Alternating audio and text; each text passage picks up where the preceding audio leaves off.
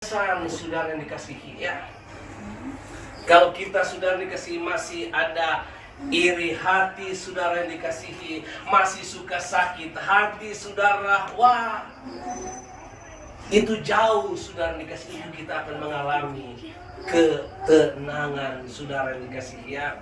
Saya mencatat di sini saudara bahwa iri hati itu saudara ya, bahwa dia tidak senang saudara melihat saudara dikasihi keberhasilan orang saudara. Wah ya, maka dia akan iri saudara ya. Maka dia akan saudara dikasihi ya, bagaimana supaya orang itu saudara dikasihi tidak berhasil, bagaimana orang itu saudara dikasihi tidak bahagia ya. Makanya dia akan memfitnah saudara dikasihi ya. Dia mulai menceritakan si A, si B saudara dikasihi ya. Akhirnya saudara dikasihi, orang mempercayai saudara yang dikasihi ya.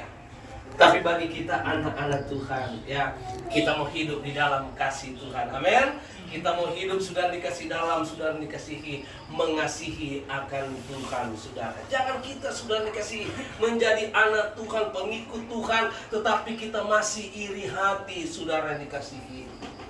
Kan ingat saudara cerita di dalam kitab Kejadian saudara ya. Ada cerita di situ tentang Yusuf saudara dikasihi ya. Yusuf mendapat mimpi saudara dikasihi ya.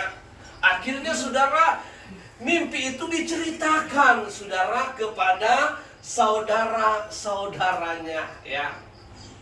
Akhirnya saudara-saudaranya saudara dikasihi mulai bukan senang tapi mulai berpikir yang negatif saudara. Wah, ini tidak benar ya.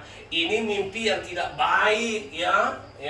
Masakan kita harus menyembah kepada adik kita ini Yusuf ya.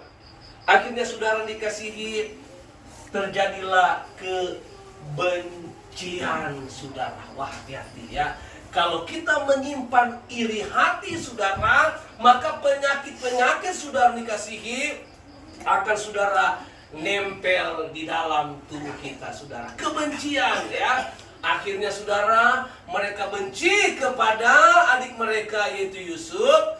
Akhirnya mereka menjual saudara dikasihi Yusuf saudara dikasihi ya.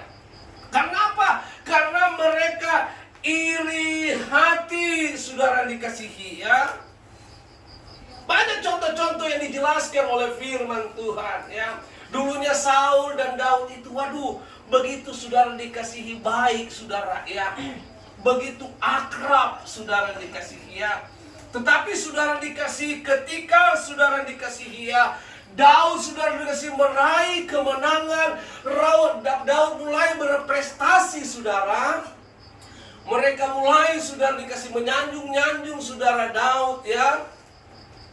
Mereka katakan, wah, Saul hanya beribu-ribu, sedangkan Daud mengalahkan berlaksa-laksa saudara ya.